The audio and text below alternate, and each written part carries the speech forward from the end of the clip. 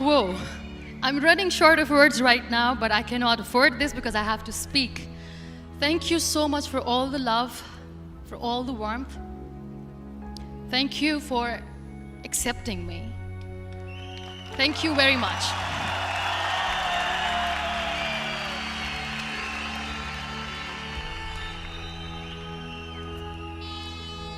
Well, I always start my talk with a disclaimer. And that disclaimer is that I've never claimed to be a motivational speaker. Yes, I do speak, but I feel more like a storyteller because wherever I go, I share a story with everyone. Well, it is a story of a woman whose perfectly imperfect life made her who and what she is today. It's the story of a woman who, in pursuit of her dreams and aspirations, made other people realize that if you think that your life is hard and you're giving up on that because you think your life is unfair, think again. Because when you think that way, you are being unfair to your own self. It's the story of a woman who made people realize that sometimes problems are not too big. We are too small because we cannot handle them.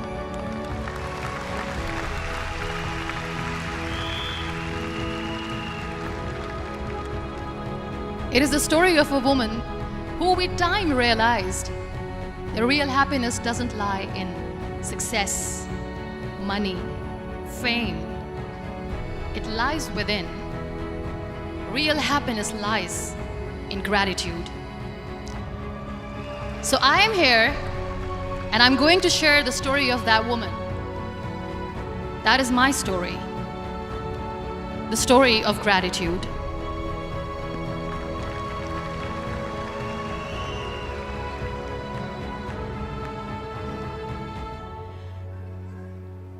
I love you too. I love you all.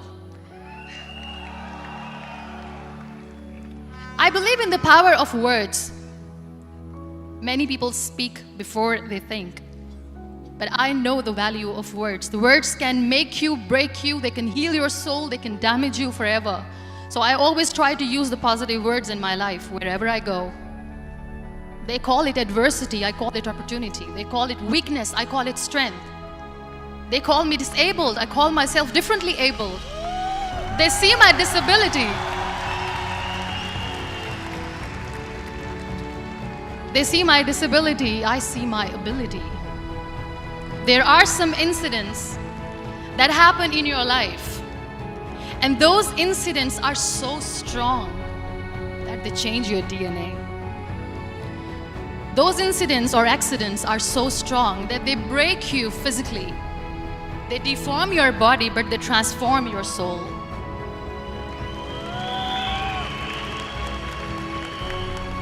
Those incidents break you, deform you, but they mold you into the best version of you.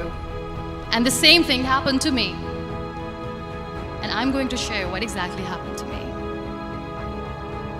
I was 18 years old when I got married. And this thing I'm sharing for the very first time on an international level. I was 18 years old when I got married. I belonged to a very conservative family, a Baloch family, where good daughters never say no to their parents. My father wanted me to get married. And all I said was, if that makes you happy, I'll say yes.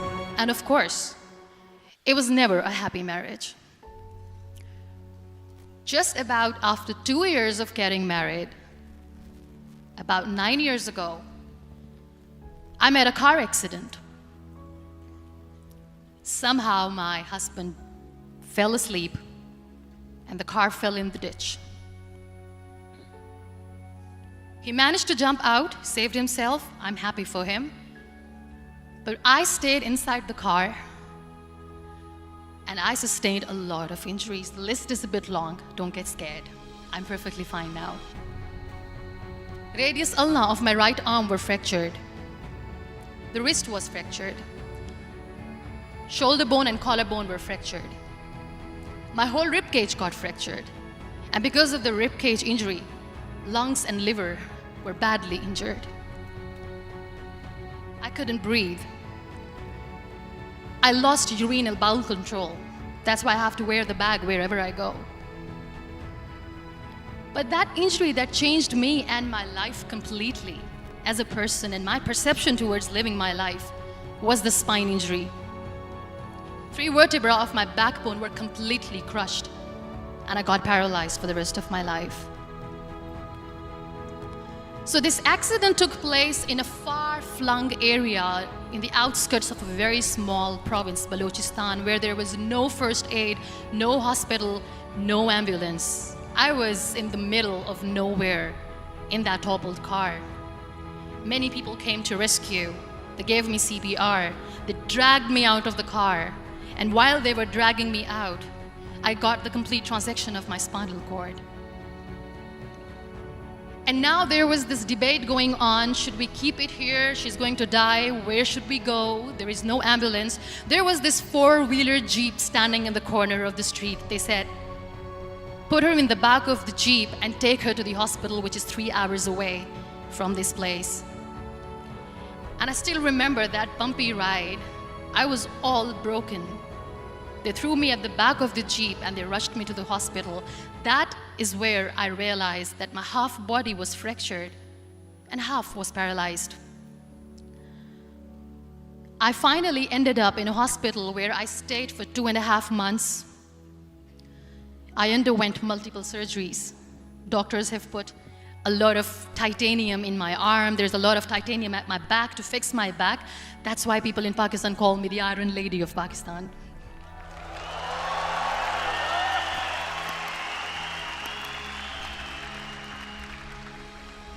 Sometimes I wonder how easy it is for me to describe all this all over again. And somebody has rightly said that when you share your story and it doesn't make you cry, that means you have healed.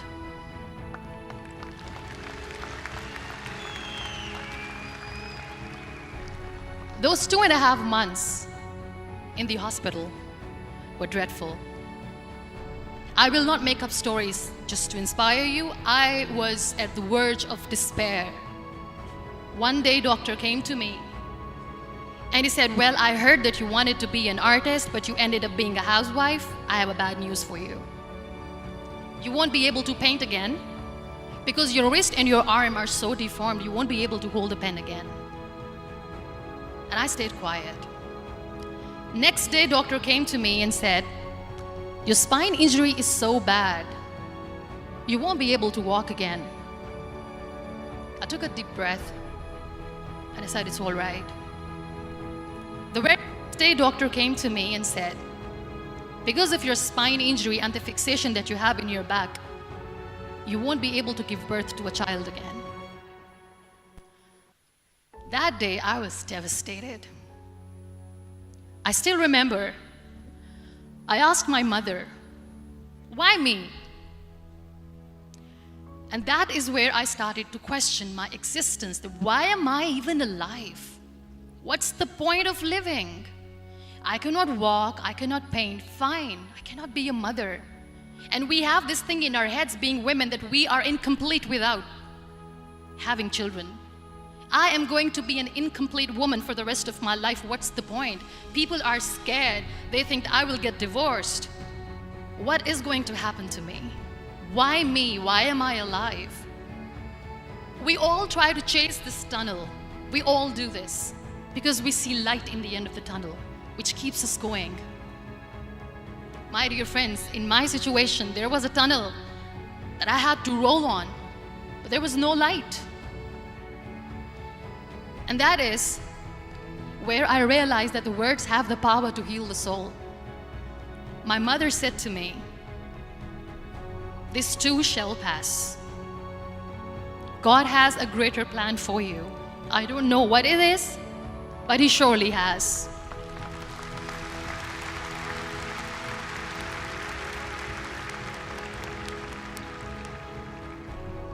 And in all that distress and grief, somehow or the other, those words were so magical that they kept me going. I was trying to put that smile on my face all the time, was hiding. It was so hard to hide the pain, which was there. But all I knew was that if I will give up, my mother and my brothers will give up too. I cannot see them crying with me. So what kept me going was, one day I asked my brothers, I know I have a deformed hand, but I'm tired of looking at these white walls in the hospital and wearing these white scrubs. I'm getting tired of this. I want to add more colors to my life. I want to do something.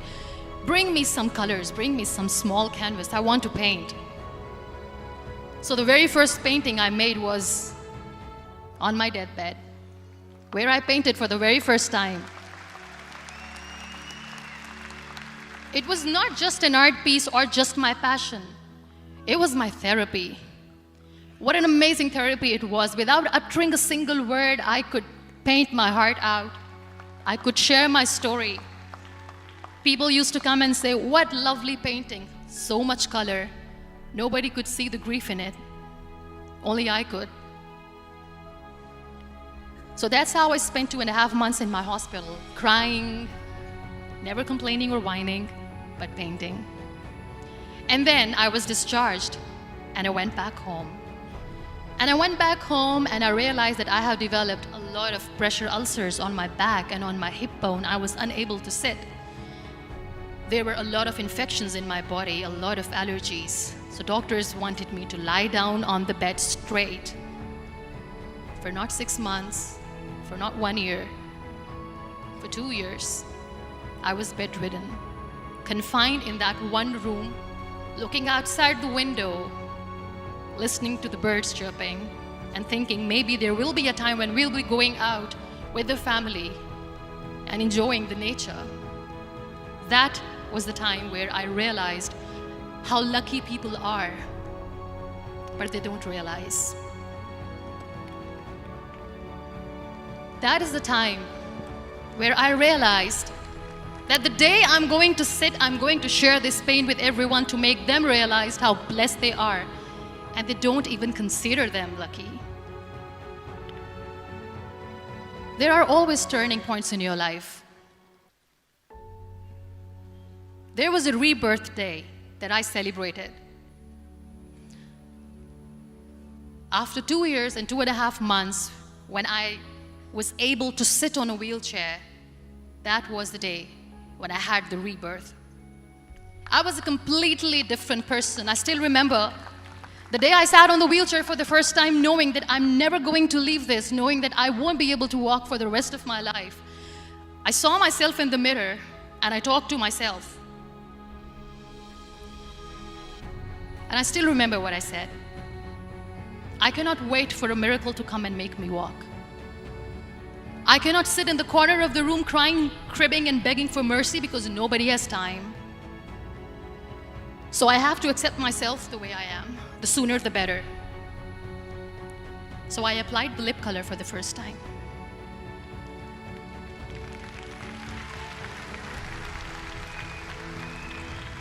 And I erased it. And I cried. And I said, what am I doing? A person on a wheelchair should not do this. What will people say? Clean it up. Put it again. This time I put it for myself. Because I wanted to feel perfect from within.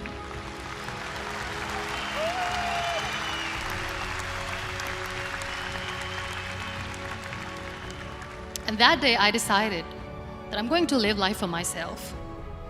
I am not going to be that perfect person for someone. I am just going to take this moment and I will make it perfect for myself. And you know how it all began? That day I decided that I'm going to fight my fears. We all have fears. Fear of unknown, fear of known, fear of losing people, fear of losing health, money. We want to excel in career, we want to become famous, we want to get money. We are scared all the time. So I wrote down one by one all those fears. And I decided that I'm going to overcome these fears one at a time. You know what was my biggest fear? Divorce. I couldn't stand this word. I was trying to cling on to this person who didn't want me anymore, but I said no. I have to make it work. But the day I decided that this is nothing but my fear, I liberated myself by setting him free. And I made myself emotionally so strong that the day I got the news that he's getting married, I sent him a text that I'm so happy for you and I wish you all the best. And he knows that I pray for him today.